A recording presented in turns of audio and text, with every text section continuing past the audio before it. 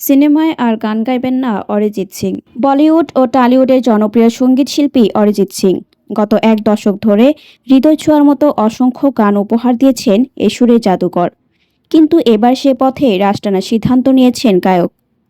হিন্দুস্তান টাইমসের প্রতিবেদন অনুযায়ী প্লেব্যাক থেকে বিদায় নেওয়ার ঘোষণা দিয়েছেন অরিজিৎ সিং।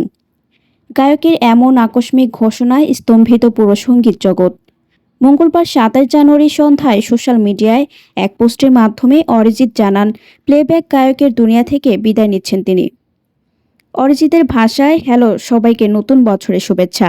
শ্রোতা হিসেবে গত এতগুলো বছর ধরে আপনারা আমাকে যে পরিমাণ ভালোবাসা দিয়েছেন তার জন্য আমি আপনাদের সবার কাছে কৃতজ্ঞ।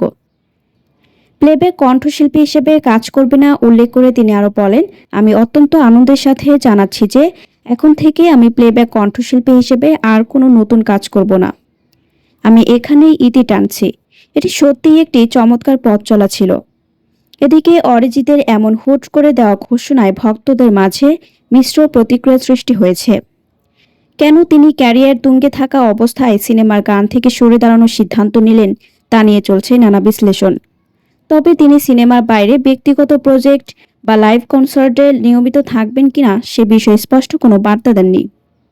২০১১ সালে মার্ডার টু ছবির ফির মোহাম্মদ গান দিয়ে তার প্লেব্যাক সফর শুরু হলেও ২০১৩ সাল ছিল তার জীবনের টার্নিং পয়েন্ট। আশিকি টু ছবির তুম হি হো গানটি রাতারাতি তাকে গ্লোবাল সুপারস্টার বানিয়ে দেয়। এই একটি গান প্লেব্যাক সঙ্গীতের সংজ্ঞাই বদলে দিয়েছিল। অরিজিতের বিশেষত্ব ছিল তার বহুমুখী প্রতিভা।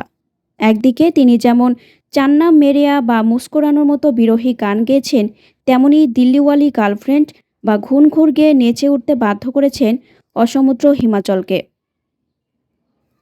শাস্ত্রীয় সঙ্গীত থেকে শুরু করে রক বা জ্যাজ সব ধারার গানেই তিনি ছিলেন সমান সাবলীল। কেবল বলিউড নয়, বাংলা ছবিতেও তার অবদান অসীম। বোঝে না সে বোঝে না, মেঘবালিকা বা বসন্ত এসে গেছের মতো গানগুলো ছাড়া বাঙালি শ্রোতাদের প্লেলিস্ট অসম্পূর্ণ।